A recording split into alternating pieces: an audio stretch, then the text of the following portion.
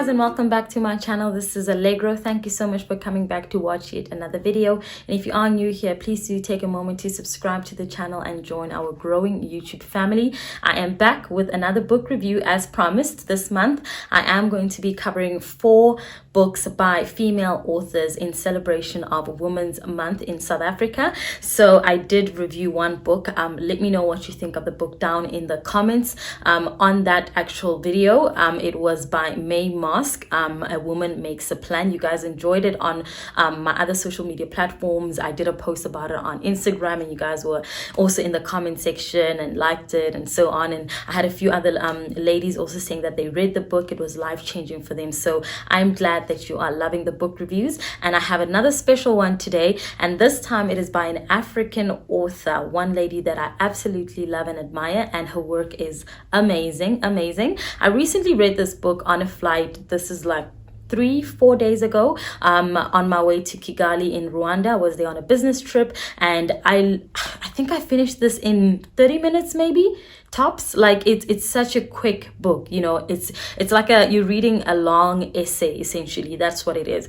So it is none other Chimamanda Ngozi Adichie, and it is We Should All Be Feminists. And I know a lot of people, when they hear the word feminist, they run away, or feminism. They just like, oh my gosh, there you come again, you know, all pro women and anti men and so on. But it's not about that. And what I love about this, literally like a pocket-sized book, is the fact that it tries to show the reader to look on both sides, you know, because a lot of the times when a woman says I'm a feminist, or a man even who says I'm a feminist, it's that, okay, well, you just want to start some huge argument, you just want a huge debate to start, but we don't want to actually tackle the issues of gender inequality, which is essentially what feminism is about. It's trying to shine the spotlight on the issues around gender and how women are, in many cases, from society, in the professional world, in business world, are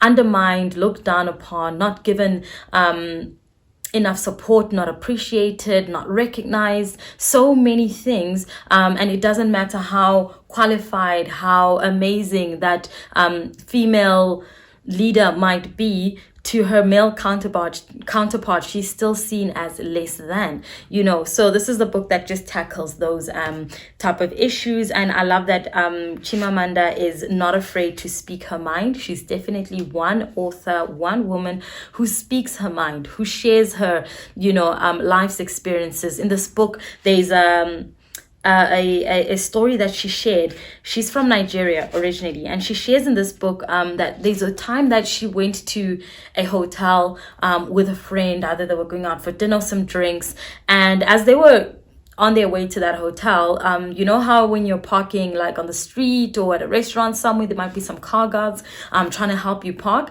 And she says that this guy was like outside trying to help them park, and even though they know where they're parking and, you know, they can do it, but there's this guy outside who's like, okay, I'll watch out for your car while you're inside and so on. You know those guys.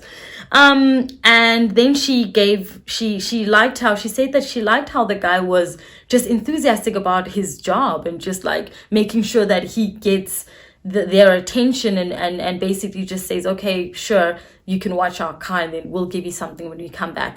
But Chimamanda says as soon as they parked, she reached into her purse and she took a note and gave it to the car guard. And instead of thanking her, she says that the guy looked at her male friend and said, "Thank you, sir." Absolutely dismissing her existence, basically, just not even acknowledging her. I mean, I am the one who is giving you a tip, and yet you turn around and look at the man and say thank you. And what she made of all of that was that, well, in their culture and in most societies across the world, it is assumed that the money that the woman has, she has it from her boyfriend, her partner, her husband, her father even, you know. So that car guard just assumed that she might be the one giving me the tip, but I know that it is from the gentleman here. It's probably the husband, it's probably the brother, whoever. He didn't even really know what their relationship was, but he automatically thanked the man. instead of saying thank you to the person, the woman that was giving him the tip. And there's so many examples that we can talk about, and in that kind of situation, you would want to argue, well, maybe he was just like too shy to speak to the woman, or he was trying to be respectful and address it to the man and not her. But it's something that, when it becomes such a norm, because we don't speak about it a lot, we don't speak about gender inequality as often as it needs to be spoken about. We don't raise our concerns around the, just the looking down on women, the issues that women face in society, to the point where our male counterparts and other young men are raised to think that that is okay. That's how things are done in society. He meant no harm. He probably just thought, well, this is how it goes. Thank the man. No matter what, thank the man. She also gives an example in the book where she references that in Nigeria, in some states in Nigeria, I'm not sure if it's in all of Nigeria, a woman can't go to a hotel alone.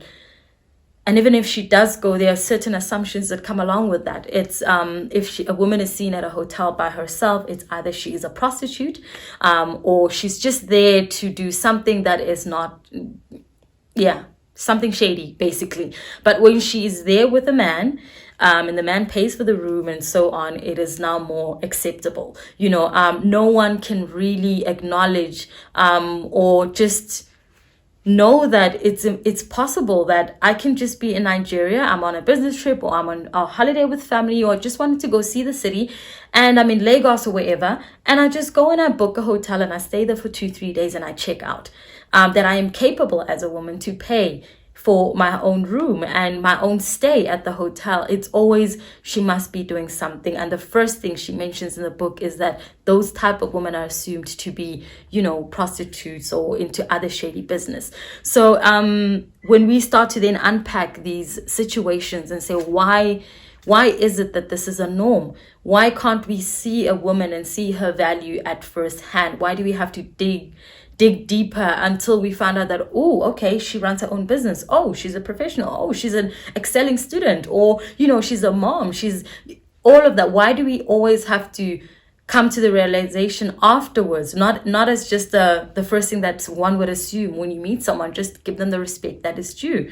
Instead, it's only later, perhaps even when she's then introduced by a man, that you then take it seriously, that, oh, okay, perhaps a man comes along and says, this is my wife, or this is my girlfriend, this is my partner, or, this is my business partner, this is my, the CEO of my company, or whatever. Then that, you know what I mean, that they start to kind of like sit up straight and they take you seriously. And this is something that even me personally in my business journey, I have encountered many times. You walk into a room and people look at you like, okay, well, here's another young woman trying to crack into the business world. What is she going to tell us?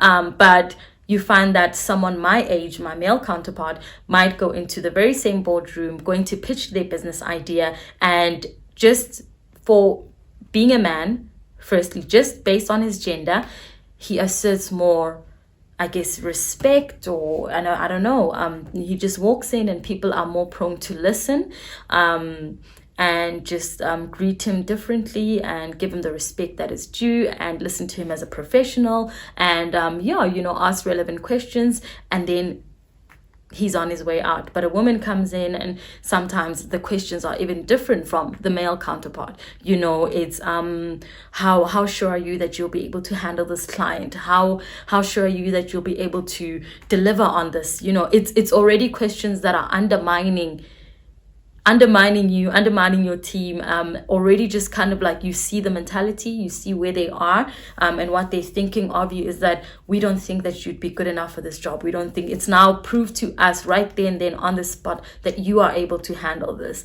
And it's quite sad actually, So when Chimamanda writes, we should all be feminists, he's not saying go be on the woman's side and let's just dismiss all of the men, let's dismiss their ideas, let's dismiss their existence altogether. What she's saying is, let's talk about these issues. Let's come together and try and unpack, where we come from, where this whole gender inequality started, and how we can overcome every day, as we are conversing, as we are having these discussions, as we are noticing that, oh no, here's a colleague of mine that's being undermined and being disrespected, that's been treated inappropriately. Let me, you know, step up for them. If they can't step up to their boss, let me say, raise a hand in a boardroom meeting and say, I think she wanted to say something, perhaps let's give her a chance. Because sometimes women aren't even heard in the boardrooms, they're just there because I guess they want to seem like they're balancing things out.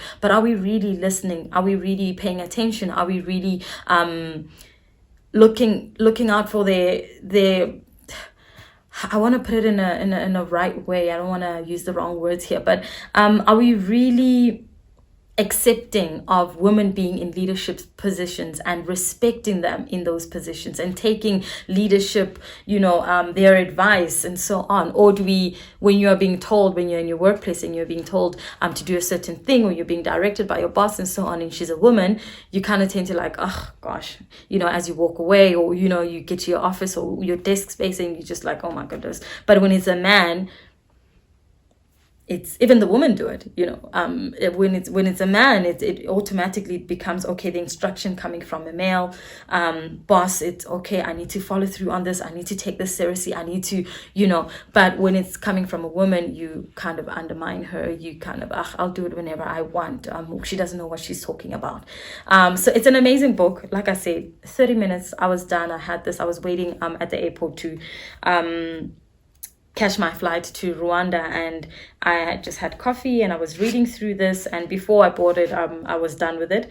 So it's amazing. I love it. And I think that if you're interested in such topics, if you're interested in just really trying to understand feminism, understand the world of gender inequality, equity, and also just wanting to be a better person, male or female, you know, just wanting to be a better person and how to treat people despite their gender, you know. I mean, we've got male feminists who also advocate for equality amongst genders, equality amongst just women, and making sure that we value our women in society, and we are not shocked every time we walk in a boardroom and it's a female CEO. Like, that should become a norm. Why is it almost absurd to people? You know, why is it almost unthinkable that I can book my own flight, book my own holiday destination, and fly out on my own without the assistance of a man? Why is it impossible to think that Chimamanda, in the example that she used in her book,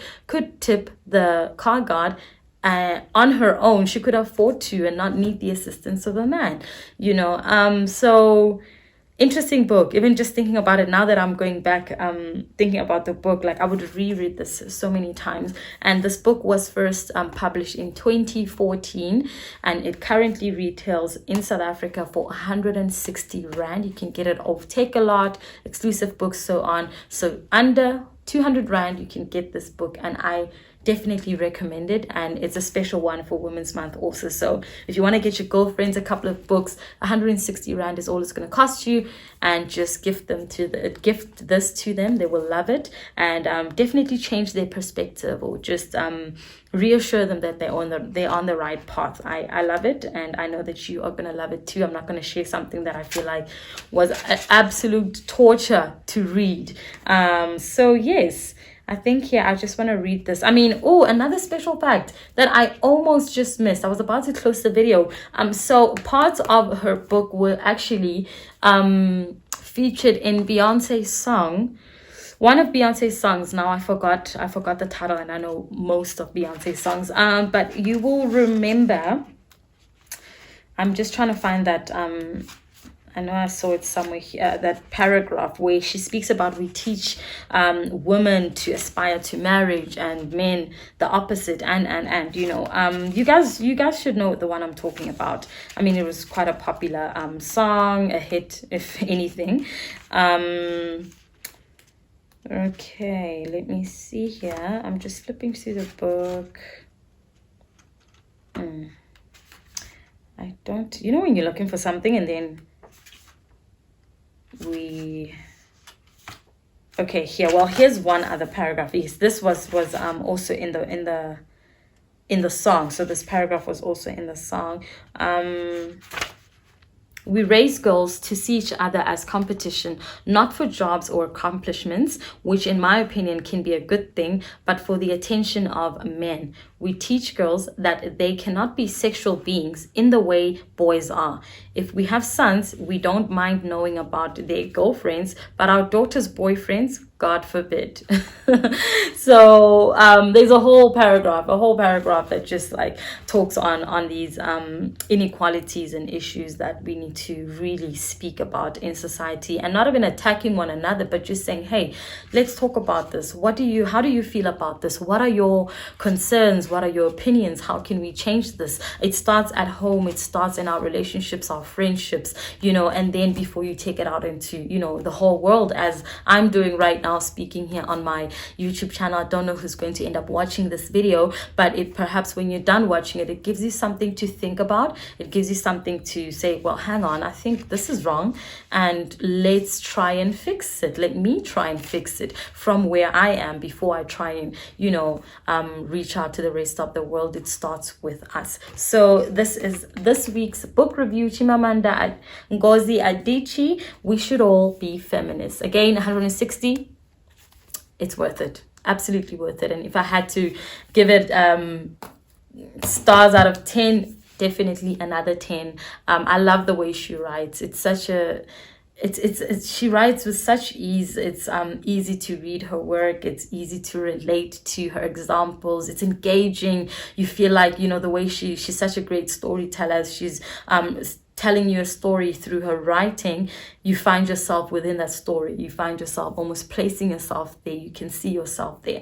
So I absolutely love it. I know I always say absolutely, but I mean it. It's a great book, and I hope that you get it. If you have read the book, please do share your comments down in the comment section. And once again, don't forget to like this video so that it reaches more people. And of course, share it with your friends on other social media platforms, and subscribe. Please subscribe so that we can grow our YouTube channel. I'm looking forward to the day we celebrate 1,000 subscribers. I cannot wait to celebrate our first 1,000 subscribers with you. So click on that subscribe button, and I will chat to you in the next one.